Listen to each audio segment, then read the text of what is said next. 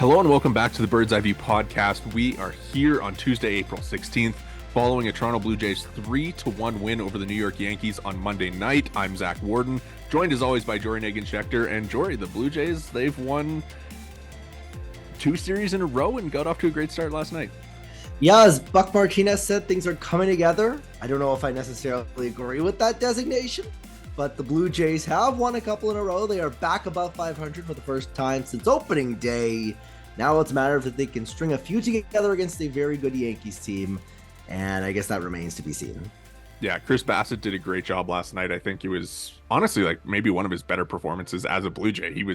He had them off balance all night long. I think the called strike thing, I tweeted it out from our account, but where he had 24 called strikes, like 24 strikes taken by a New York Yankees team. And I know that they're not out there swinging, like they take a lot of walks. They're not necessarily among the highest gonna swing at a ton of pitches team, but I think just being able, we saw it with that one Aaron Judge at bat where he just put a fastball in there and he took it for strike 3. And I think it was a really Chris Bassett-esque performance where he kind of outthought their hitters. Yeah, good description. He didn't blow him away by any means, but definitely the stuff was cooking for him.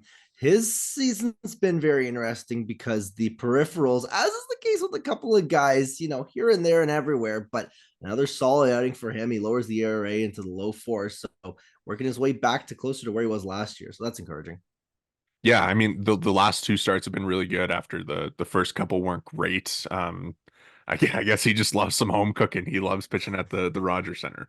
But yeah, I mean it like great to have him back. The pitching has been so good recently. I mean, obviously the Gossman start is kind of the lone exception from the last couple times through the rotation, but overall, like the pitching's been really good. And I put this in our notes, but it has been a very 2023-esque last week of baseball for the Toronto Blue Jays. Yes, maybe a generous description, even to say esque. This has been the exact same team we saw last year, and now they're winning ball games with that. Which I mean, like you want to win ball games. So I'm not going to come in here. I'm not. Listen, I said that myself. There is an overwhelming sense for me of I don't know how I feel about this team right now. They're winning ball games. They're picking up W's. They're 9-8, and somehow this still feels like a team that's like 6-12. So I don't know, man. It's just so hard to know what to see. They're coming off a win, and I'm in here with this negative energy. I don't really know why. But it's funny because after their I think it was the Saturday win against the Rockies, or maybe it was the Saturday one, because that was when Dakota Hudson pitched. And I was kind of in our group chat, I'm like, man, they put up 5 in the first inning and then they let Dakota Hudson pitch 6 innings. Like, how does that happen or whatever? And you're like, a win's a win. And then yesterday in our group chat, I'm like, yeah, like nice little win over the Yankees. And you're like, it's over. Come on, like it's well, I'm just saying, Vladdy. Someone broke Vladdy. Like, I saw it on Twitter. I don't know who broke Vladdy, put him in jail. Like, this guy looked irrelevant. Like, one day this man, it will click again for this kid, because I think it was his third, might have been his fourth at bat, breaking ball away. That pitch was not a strike at any point. Again, I don't know why I'm being so negative. They won last night, and tonight they're lining up they got Kikuchi on the bump. He's looked really good in the early going. I should be more happy. And can someone tell me why I still don't believe in this Blue Jays team?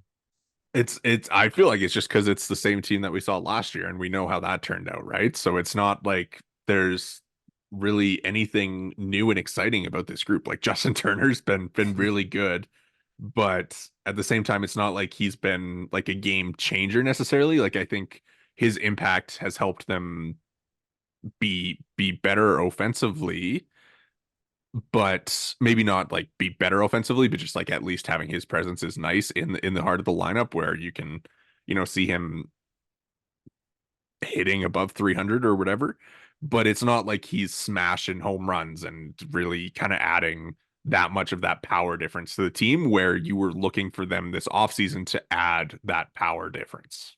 Yeah, well, I mean, to be fair, they're about to get a lot of that power stroke back in the form of Danny Jansen. He was available off the bench last night, of course, and didn't make his way into the game, partially because Alejandro Kirk had probably his best game of the season.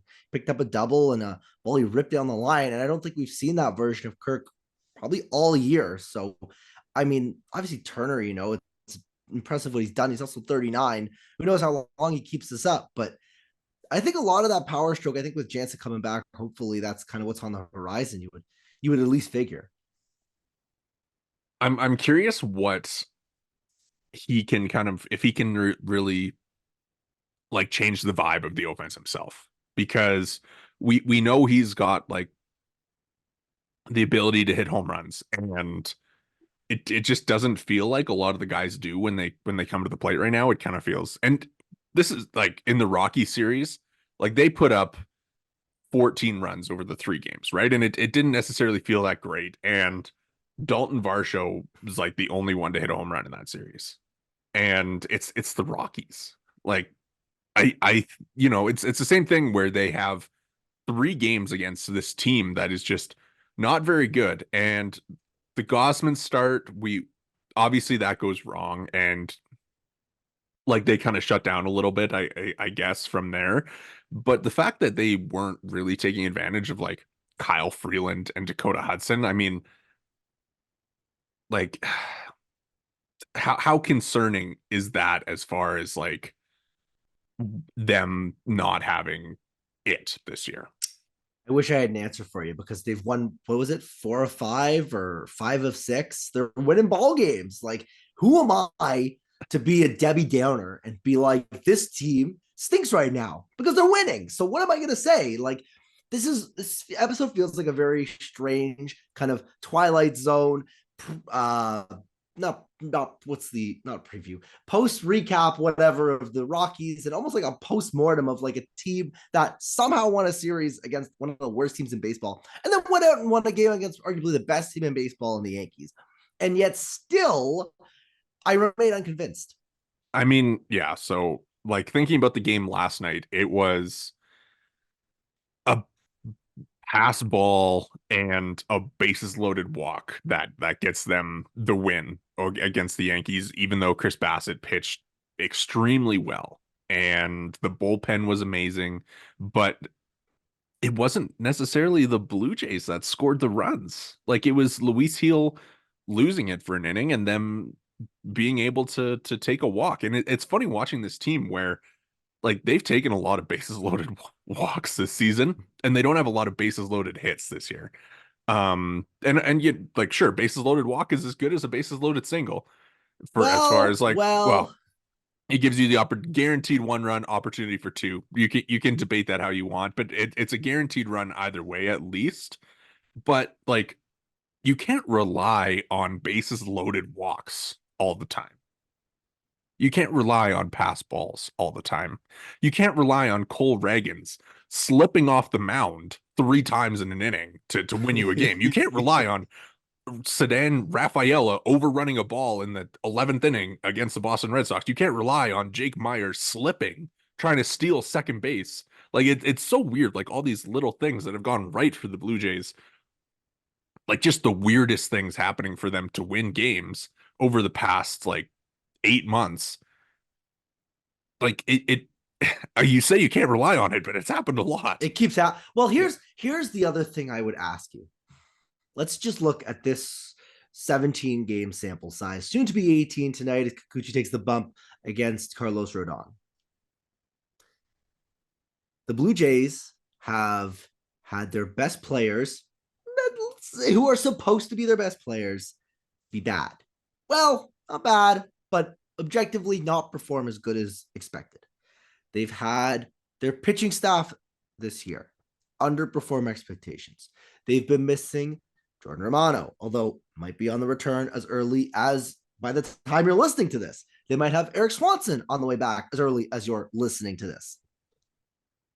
They're still above 500. They've got a negative run differential. Only the Tampa Bay Rays have a worse run differential in the American League East, which also, we talked about this yesterday, very surprising. I digress. everything clearly is like going wrong almost, or maybe not everything, but a lot of stuff is going wrong, and they're above 500. So clearly there's still something here. Clearly there's some positive regression here, or some maybe they're better than this here, or maybe they can turn this around there. There's got to be something going on that this team clearly has the ceiling to be competitive. I think that's why we're so frustrated. This is the team that, in spite of all their flaws, has found a way to win ball games, but they're also just maybe not that good, but they're still winning. So I think to your point, like it's spot on. Like how many areas on this team do you look at right now and you're like, well, that's likely going to regress a little bit. I would say Jose Barrios having a 1 ERA through 4 starts, which is incredible. Like give him the Cy Young right now. Um, Maybe a little bit of back end bullpen stuff, like maybe a Trevor Richards, a Nate Pearson, like that. Like that's probably going to regress by like a few runs or whatever. Um, and then hitting wise, you look and it's like Justin Turner's not going to have a 203 WRC plus all year. Um, Kevin Biggio is probably not going to have a 145 WRC plus, I would imagine, but he's looked pretty good. I mean, he's putting together some good at bats. I think he's one of the better at bats to watch on the team right now. And IKF is probably not going to have a 127 WRC plus, but again, he's looked pretty good as well. So like you that's 3 or 4 players that you can look at and say that's not going to be as good. But you can look at probably like Vlad, George Springer, Bo Bichette, Alejandro Kirk, Kevin Gossman, Bowden Francis, and Kevin Kiermaier's been a Kevin Kiermaier, non-factor of the right? dish. Like this is a team that You look at has, like yeah, 9 players and you're like, it can't get much worse. So there's a lot where you look at it and you're totally right. Like they're 9-8 despite having like almost half of their roster underperforming and only having like 3 or 4 guys playing out over their skis. I'm just perplexed, man. I just wouldn't it be fun to just follow, like, I don't know, the Colorado Rockies, because you just know night in and night out that you are going to get your ass handed to you, you know? Like, this team confuses me. I feel like I'm being gaslit here.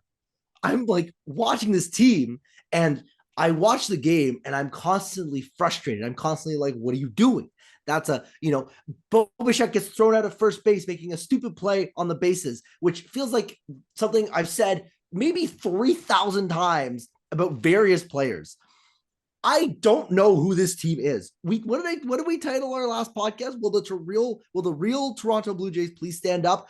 Nobody has stood up. Everyone is still sitting down. Who are they? Yeah, I mean it's funny because you can look at like the 2023 Blue Jays, right? And then the 2024 Blue Jays have been almost an extension of the 2023 Blue Jays so far. And Oh you my look at god. it and you're like, well, so Yeah, we almost have like like a 180 game sample it's the size. same And we're like, team. who are they? We don't know, but we've seen the same team for 180 I just games. don't get it. I just don't get it. It's they are who we thought they were, and yet no. Who are you? I don't know. There's I just do. there's so much talent and Yeah, that's the thing. It's there clearly is enough talent to be better than this, and also it's 180 odd games. yeah. Yeah, I like again, like I don't necessarily have any solutions for them. Like I thought things looked promising as far as like the approaches early on in the season, but now the approaches have kind of crept back and like the results haven't necessarily been there. Like the the Vladimir Guerrero Jr. thing is obviously like that's gonna be like everybody's talking point, but like I just don't understand how they don't have a solution there or there isn't like any tangible changes being made. Like because it's not good enough to be what honest. Like changes? it's What do you change though? They've changed his swing. They've changed his approach. They've changed his attack. They've tried to change his like but attacking. like They've tried to change. They've tinkered with everything with this guy. but it's always been the same though. Like it's like the launch angle, sure, it's been like kind of slowly creeping up over time, but it's not like his chase rate's been changing. It's not like you watch his at bats and you're like, that's a guy who's actively made changes over the past year. Like the mechanics look good right now. I think they look in sync and clean, but like as far as pitches he's swinging at, like what he's doing in the box, I just don't think that's really changed. He hit a ball 460. What do you get? You're gonna tell a guy that hit a ball 460? Yeah, you're. I mean, he is broken, but like, it's kind of tough, right? Maybe it's Edwin Encarnacion's fault. He's the guy that we hear is talking in the dugout all these between every at bat. Maybe Eddie out of his ear, man. There's I have so many questions about this baseball team, and I have no answers. It's funny because Is like this he's hold on, he's just still very walking a quickly? lot though. Is this I have a question I want to pose to you. Now, you're a Calgary guy, so you've been around the Calgary Flames. I mean, I know you're a hoops guy as well. Have you ever seen a team like over a season sample size like this, or a season plus whatever sample size, that has perplexed you in this way? I think it's the most confusing team I've ever watched, to be honest. Like they in like it's the 2021 thing where you feel like they might have won the World Series if they sneak in 2021, but that's 3 years ago at this point. Like that's There's no almost one's on the team from that team anymore. It's like like Vladimir Guerrero Jr. is not that player, and I don't think that player is coming back. And at this point, that is like almost 350 games ago. 350 games is a lot of games. And if you're looking for that 2021 team, like it's not coming back. And they've made the adjustments from that team where the pitching was what let them down then, right? And from there, they go out, they add Kevin Gossman, they bring in Chris Bassett, Yusei Kikuchi, Jose Barrios was like a middle of the season ad there. They improve the bullpen, like Jimmy Garcia's been great. Chad Green, they bring in. And they make those adjustments to try and surround this offense that was so good. And then they go out and they trade away some pieces from that offense. And but the main pieces are still there. Vladimir Guerrero Jr. still there. Bo Bichette still there. George Springer still there. But all three of those guys are not the same player anymore. And that's the issue where you can bet on bringing in the guys to support this core, but the core needs to be the core. And they haven't done that the past 2 years. are we gonna just have the same conversation every episode where we're like, what is the solution? Because it feels like this is never gonna end. Maybe let's talk about some of the positive things because the pitching has been great recently. Like I said, other than the Gossman start, the pitching's been amazing. Bassett's been great. Rios has been outstanding. Like he's given up like 2 runs all year or whatever. Kikuchi's been great the past couple times through, and Yariel Rodriguez looked really good against the Rockies. How did you feel about Wyrod's start? I'm pretty happy with Wyrod's start. I mean, I know I just spent the last 20 odd minutes derating this team in this front office, but if this guy's gonna come in and be a starter for this team, that's beautiful. And obviously, he piggybacked. He wasn't going to go deep into that ball game. But if he does actually get built out and does actually spend some substantial time in the rotation, this to me looks like a guy that could be a actual significant, substantial, young. He's 25, 26, 27. He's young, important part of this team, which is nice because the last dozen young guys to come through have been woo, woo, woo, So for our audio listeners, a roller coaster. I would hope that this is a sign of good things to come, but it's also one start, and I don't know how much to read from it. Yeah, I mean he'll get a good test in the Padres this weekend. That'll be a good test for him. Like obviously the Rockies are not the most difficult team to pitch against. They I thought that they obviously look good against Kevin Gausman. So, um, but yeah, like he looked good, but obviously the slider location wasn't ideal. Like he left it over the middle a lot, and the Rockies didn't really make him pay for that. They swung and missed a lot at the slider, which for pitches over the middle, maybe you shouldn't be doing. And I just wonder, like, as the book gets out, like obviously there'll be an adjustment back to him, right? Like teams will adjust back and figure out what he does. Um, for a two pitch guy, especially as and I mean both of his pitches are like the fastball has cut on it, right? So it's the fastball and the slider both moving the same direction. So hitters will probably be able to adjust a little bit to that. But yeah, overall, like I think a very good sign for his first start to go the way that it did. The slider got a lot of outs. The fastball got hit a little bit, even though he threw it so many times. Um, so yeah, a really positive sign. I think there's a ton to build on there, and the more that you get him out there, like I think the splitter even looked pretty good from him. Like it got a bunch of swings and misses as well. So you add a third pitch, and there you go. He's probably your fifth starter. Like how confident are you in him taking over that fifth starter role going forward?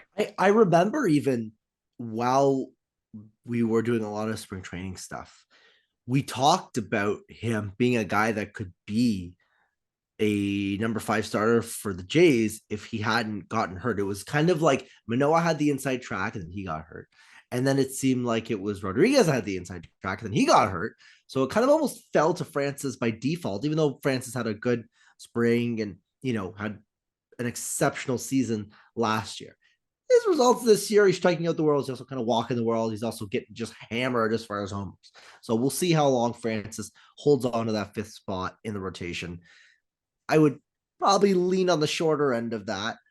But to me, it almost seems like they wanted Wyrod to be their guy going in. But they wanted to stretch him out, then they couldn't stretch him out, then they wanted to stretch him out, and he was hurt. And didn't happen. But you don't give that kind of money and that kind of term to a guy that you basically see as a middle reliever. You give it to a guy that you think is going to be a part of your rotation and has upside to be even better than a number 5 guy. So I could totally see this guy settling into that rotation spot and being a contributor as the season progresses. Now, how much, call it stamina, he'll have, of course, did not pitch last year at all. That's been widely covered. So we'll see exactly what that means as far as innings. I wonder if there's almost going to be a prospect type of inning limit on him, but he seems like a guy that they're going to be riding. I think Dan Schulman said it during the game the other day where like it'll end up being a conversation eventually where they come up on an innings cap with him, right? And one thing that's kind of interesting to me is pitcher list. Nick Pollock, he tweeted this out where Yariel Rodriguez is changing his release point a ton. So almost like he's throwing a couple different fastballs and a couple different sliders, basically, right? And one guy who I think Yariel like might be comparable to is Justin Steele of the Cubs, right? So Justin Steele has cut on his fastball, but one thing that he does is he throws different fastballs and different sliders. Like he actively changes how hard he throws them, changes kind of the whatever you want to call it, the pitch angle, the release point, whatever. So he's just a little bit more refined than Yariel at this point. And we've seen Justin Steele be like an all-star level pitcher. And I almost think that that is the book for what Yariel can be is a Justin Steele type, perhaps with a little bit more velocity even, and just like being able to be like that kind of pitcher that kind of switches things up. So it's kind of tough to like look at the stats and be like, oh, the fastball, whatever is this and this and this, when he kind of actively is changing it during at bats, during innings, whatever. So like Justin Steele is a legitimate like top of the rotation arm. And I think that Yariel could probably get there to be like a number 2, number 3 type. Yeah, that's the blueprint. I don't want to put a cap on this guy as far as being like a number 2. I think that's a big ask for a guy that's coming over from playing in Japan and taking a year off. I just don't know. He's still a mystery box if we're being totally honest. This isn't your typical international prospect that's coming out of, Latin America, and he's played a couple of years maybe in some foreign leagues, or played a couple of years maybe a Dominican league over the winter, and you get a couple eyes on him. He's been away from baseball. So he seems like a guy that you could probably project out and maybe build around in that Justin Steele kind of mold, and kind of be like, hey, you throw this type of pitch and it has this type of shape. And if we look at Justin Steele and the way he tries to attack hitters, you've got your avenue to success, so to speak. And the Jays have two pitchers basically that they have success with in Kevin Gausman. Of course, he works with the splitter, but he's basically fastball splitter and it works. Mixes in an occasional slider as well. But that blueprint to have success, I think for him, it's going to be more a matter of, I guess, call it executing on that plan. But there's clearly a plan in place to make this guy a starting pitcher. Yeah, like it looked good first test. I'll say he passed the first test with flying colors, and we'll kind of see how it goes. I think we kind of talked about it with Francis last week, where he lined up for like a decent kind of next few starts, which I guess Yariel is going to take at this point. Um, I guess kind of the Francis conversation is interesting because we are likely to see Romano and Swanson probably, if not today, probably tomorrow, join the team. And like by the time you're listening to this, the decision will probably have been made. But I mean, for you, Jory, like who are you taking off this roster for Romano and Swanson? Because it seems like the candidates are losing Mitch White to some other franchise because you have to designate him for assignment, sending Bowden Francis down, or Nate Pearson, who hasn't given up a run this year. So you have Yeah, to pick like two out of those three. I don't want to drop Nate Pearson to me, but also I don't want to drop Bowden Francis either. I think the White one, I think you can, sign, sealed, delivered. Thank you for your service. So long, farewell. Thanks for all the memories.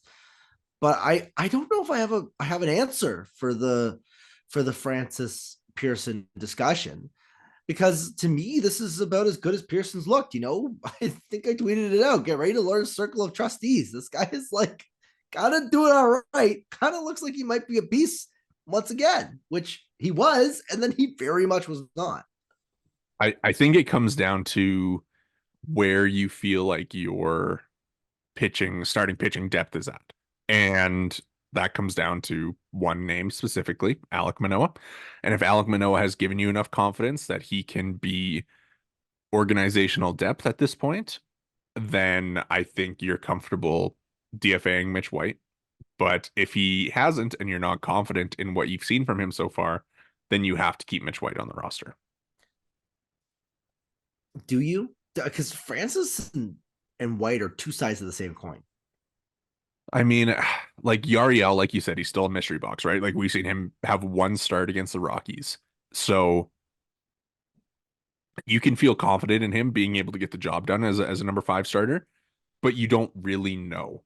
So if he ends up like really, really, really struggling over his next few starts, and you've DFA'd Mitch White to bring back Swanson and Romano, and Rodriguez struggles, so then you got to go to Francis or Manoah in that rotation role, which obviously you probably don't feel that great about either one based on how the year has started.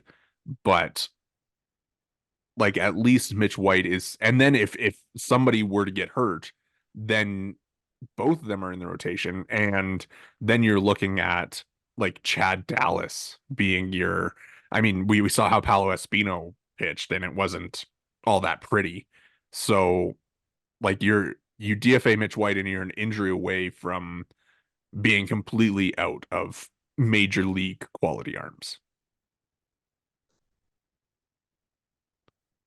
Would it be the worst thing if we revisited the Trevor Richards opener discussion?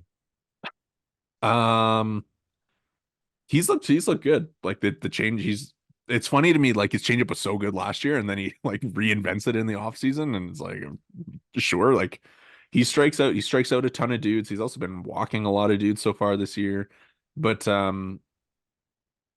Yeah, I'd be okay with him being an opener. Like I don't know. So if you can put him in that spot again, I just Mitch White at this point, I think the fear of losing him is just intrinsically tied to seeing his velo jump over the spring. Well, I But actually I wonder. don't. I was actually thinking about this as I was talking. Like, would you actually lose him? Like, he's cleared through waivers once before, and it's not like he's put up great numbers this year. Like he's thrown 10, like, yeah, it's 10 innings, but he has 4 walks in those 10 innings, 6 strikeouts. He's given up 6 earned runs in 10 innings. Like, who is looking at that? And it's like, sure, you see the velo jump in spring training, but it hasn't really translated over into the regular season. Well, that's what I was going to say is that to me, the value is still like, we think we might have something with him, but no one's taking this guy and being like, we're plopping him in our bullpen as a middle reliever or a long reliever or a fifth starter and letting him ride because he's going to end up back on waivers in another 6 weeks if they do that.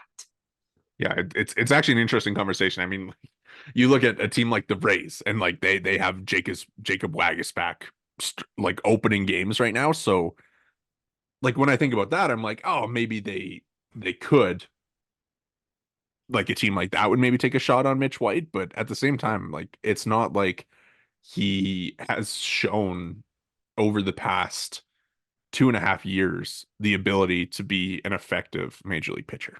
The the Rays are like almost the only team I would fear claiming him because losing him obviously as org depth is objectively bad. But the Rays would have to like development lab, cook them up, and they'd have to really build something out of nothing to turn Mitch White into a guy that I dearly miss watching for the Blue Jays. Like even right now, he's an inning eater. He is not a leverage arm. He's not even close to a guy you toss in at a point where you need a guy. He's a plop him in there and just chew innings, even if you get smoked. He's pitched 10 innings already. The reason is because you're tossing him out there to chew innings when your starter gets shelled or when you don't have another guy to go to because the rest of your bullpen is taxed. This is not I'm a guy that you are holding on to because you like what he brings. yeah, I agree. Like the only time he's pitched this year is when they're down by 6 or more. So like obviously they don't have the greatest confidence in him either. And I'm just thinking like who is really going to take that shot on him? And it would I was like, looking at I just looked at the A's rotation just sure, why not? Let's see if the A like I don't know if I would take Mitch White over any 5 of their starters right now. Like Like he's Mitch White. Like, we can get all in twist with him. Every org has two of these dudes. yeah. Yeah, I think you're probably right. Like I now kind of thinking about it more, I would probably lean like Mitch White DFA to bring in Swanson Romano, and then after that, that's where things really get tough. And Well, I I don't know who you move because I really don't want to drop Pearson, but I that's it's kind of who it has to be. I guess it kind of has to be Pearson because I know he's been so good, but Unless you want to keep Francis stretched out and you send him down to keep him as a starter. But that's an option. that's it. Those are your two options, I guess, right? Yeah, and like how confident would you be in not having a piggyback partner for Yariel Rodriguez in his next start? Because then like their long relief pitcher is Trevor Richards. So I think you have to keep one of Mitch White or Bowden Francis. And there's no other shuffling that you're looking to do on the hitting side either, right? You can't Yeah, shuffle someone down unless you're gonna totally drop them. I mean, unless unless maybe unless you go Tim Mayza or Yanis Cabrera. which is not happening. I mean, insane proposition. What if now I don't know, are they at 8 relievers right now? with those two back because I think I have excuse me. I think I have an insane proposition for you. What if they went short on the bench? I don't know if you're allowed to do this even because I know there's some funky stuff about bullpen arms and how many guys you can have on the hitting side.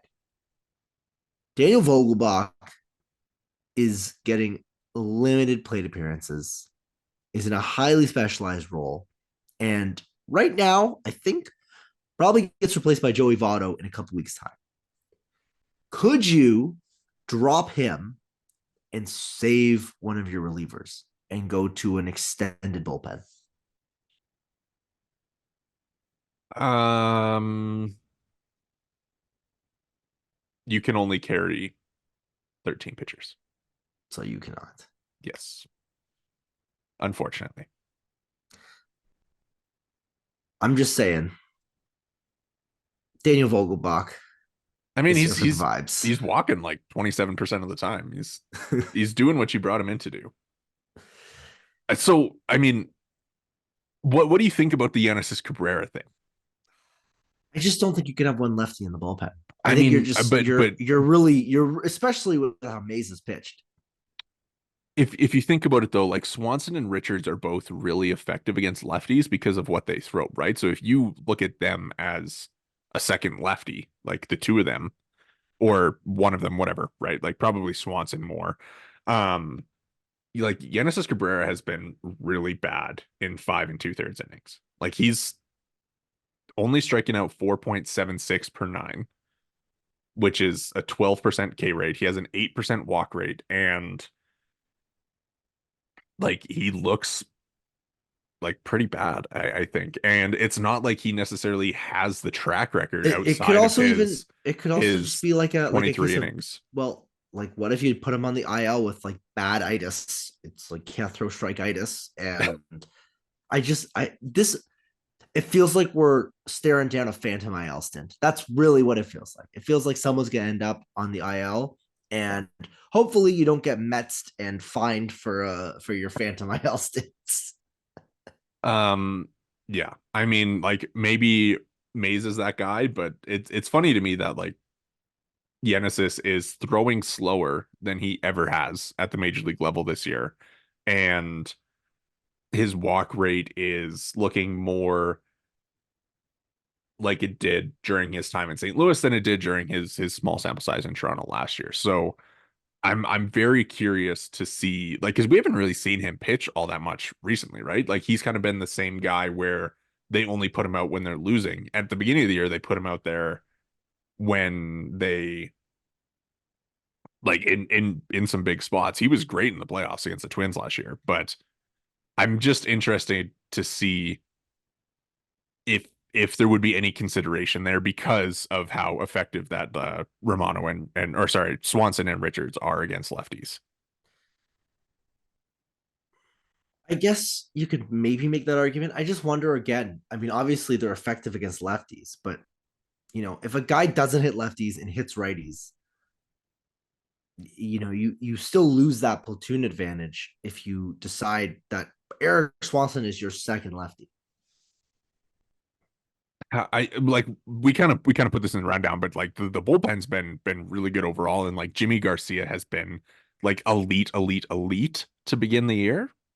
So I wonder like how that affects it too, right? Like Jimmy Garcia has been platoon neutral to begin the year. He's been getting everybody out, and it doesn't matter who's coming up to the plate. Like does that impact the decision at all either? Where you're like, well, like Jimmy Garcia's been so good, we almost use him as like a fireman at this point, and have Romano as our closer, Swanson as like your lefty guy. You keep running out Tim Meza. He's looked better recently, and you let like Garcia kind of be a guy because he's been so good. Like you let him kind of be that guy that you get tough lefties out with, and you have at least Swanson and Meza as well for those matchups if you feel like you need it against a guy who is very good against righties.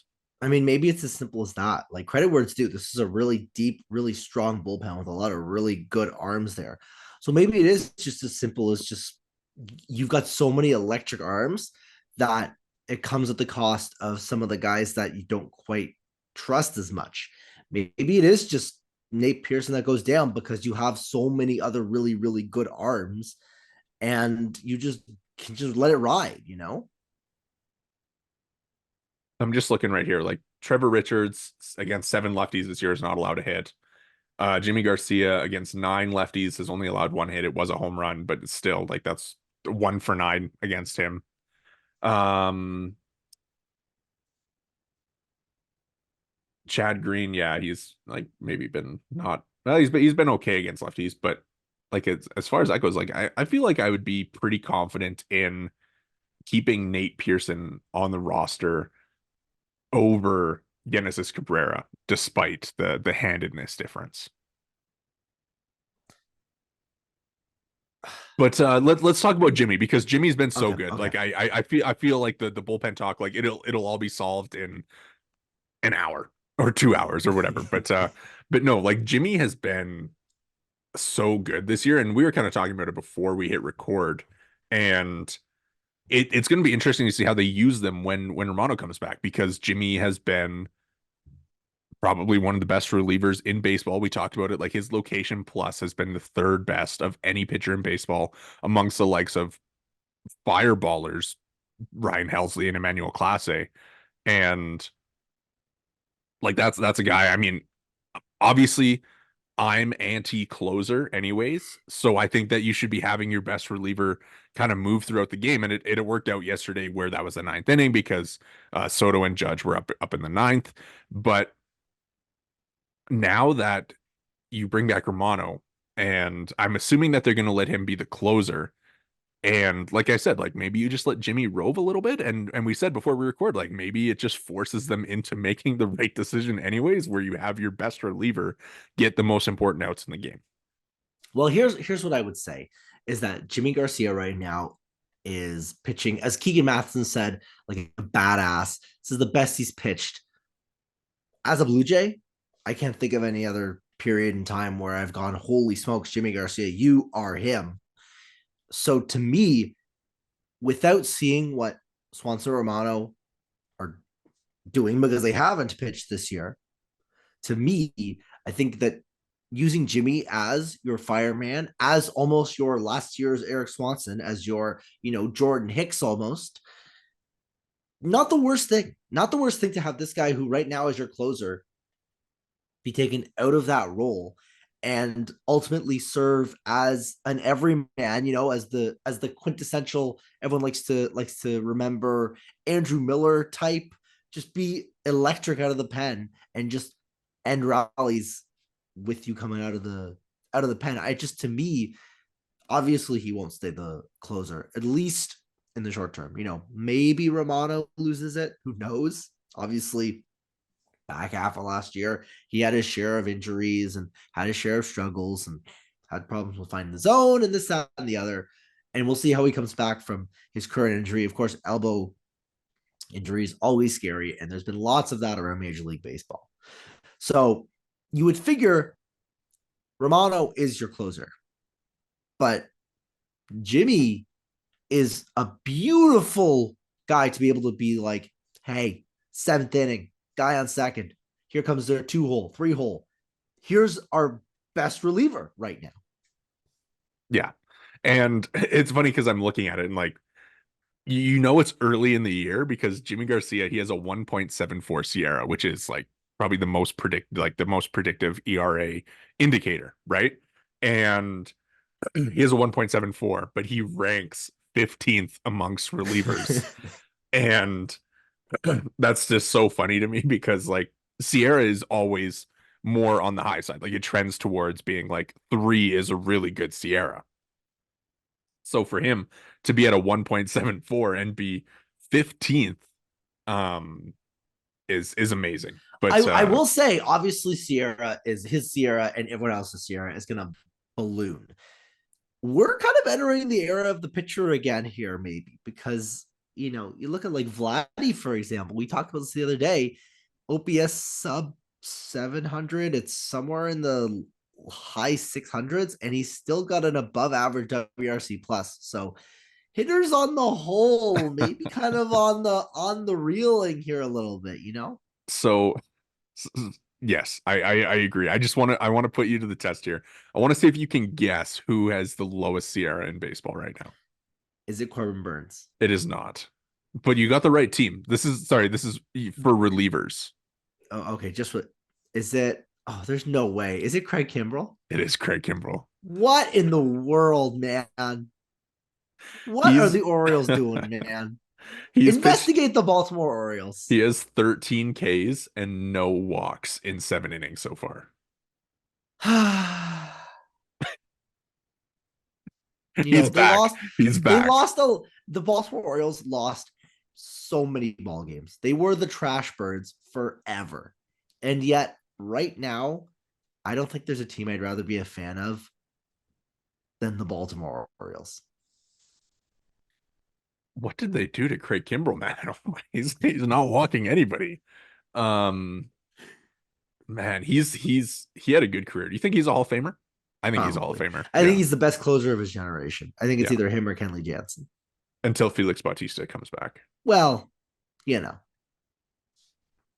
Um, let's before we get out of here, I mean, we doom talked the offense. We talked about kind of some of the starters. We went over the bullpen and how good it's been despite some of the decisions. Um, just looking ahead to the next couple starts where it's Kikuchi and then Gossman against the Yankees. I mean, how are you feeling about Kevin Gossman and where that situation's at?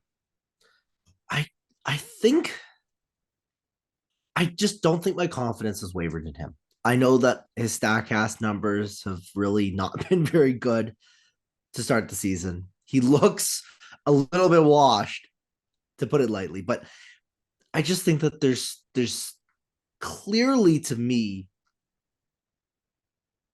there's too much evidence of this guy being just a dog, just being an amazing pitcher. You know, we said the same things about Alek Manoah not that long ago, but and obviously dramatically different scenarios given how good Kevin Gausman was at his age, and then obviously Alek Manoah really good. Also seemed like he was due for regression, etc., etc., etc. Was a lot younger, etc., etc. Kevin Gausman, there is no way Kevin Gausman is going to go from being one of the most electric starters in Major League Baseball over a 2 year span to being barely passable as a rotation piece in a span of one off season. It's just not going to happen. This guy is going to bounce back. I don't know if it'll be against the Yankees. I don't know if it'll be later in the month. I don't know if it'll be in May, but I am certain that this is not who Kevin Gausman is. And I have full confidence in this guy returning to form. Yeah, I mean, like just to put things in context, like last season where he finished third in Cy Young voting, he had two starts where he gave up more earned runs than he did in either of his bad starts this year. He had another start where he gave up six. He had another start where he gave up five, another start where he gave up four, another start where he gave up four. Like he had a handful of bad starts last year. And like obviously he's working back from injury into shortened spring training right now. So I don't think that there's any reason to panic with him because starters are going to have bad starts. And maybe he's not the third place Cy Young finisher. And like it's if you look at this as like his spring training or whatever, like he's made I guess four starts this year, right? And one of them was short in spring training. First one was short against the Rays. Next one was short against the Yankees because he gave up a lot of runs, and then the next one was short against the Rockies because he gave up a lot of runs.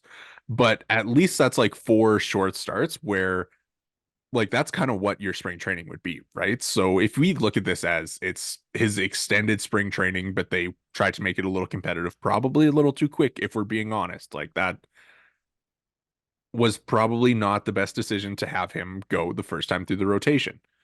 But I think that you can feel confidence that he will eventually be back to an elite starter, even if it doesn't come in this next start or even the one after that. Like he's still building back up. And isn't going to be that same guy right away after a short spring training. And also, don't forget that, I mean, was it his last start of spring training against I think it was the Pirates, right? He carved him up. Yeah. So there's recent evidence of him still having it. So Kevin Gausman will be fine. And he was great against the Rays in his first outing too. So no worries from me, at least. Sounds like no worries from you. So I think, give him the home start against the Yankees, and I think he'll be okay. Any other thoughts from you about this Yankee series? I don't know if you want to make picks for the last two games or how you're feeling about Kikuchi against Rodon, and then I guess it's Gausman and is it Nestor on Wednesday? It's game 3 is, do you have it off the top of the dome? I got it right here. It's it's Stroman homecoming. Yes. Yeah. Stroman homecoming.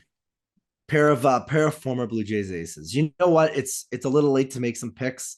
We've got obviously game 1 already in the books. I'll say though, Kikuchi, look for him to continue to have success, although it's going to be a lot tougher against a really good Yankees lineup. And of course, as a lefty, you're not going to maybe have quite the success against the Yankees murderers row of right-handed hitters, save for, of course, Soto as a lefty. And then Gausman's start, I think it's just going to be watching him work and seeing what he can do, seeing if he can find his mojo against a team that really took it to him just a few starts ago. Yeah, Kikuchi's been really good against the Yankees over the past couple of years, so hopefully that continues later today. But yeah, that'll do it for us here today at the Bird's Eye View podcast. Make sure you drop a follow or review wherever you get your pods. If you're watching on YouTube, like and subscribe. You can find us on YouTube if you're not watching there at Bird's Eye View Pod. You can follow us all on Twitter. I'm at Worden_Zach. Jori is at Jori Negin-Shecter, and the pod is at BEV_pod.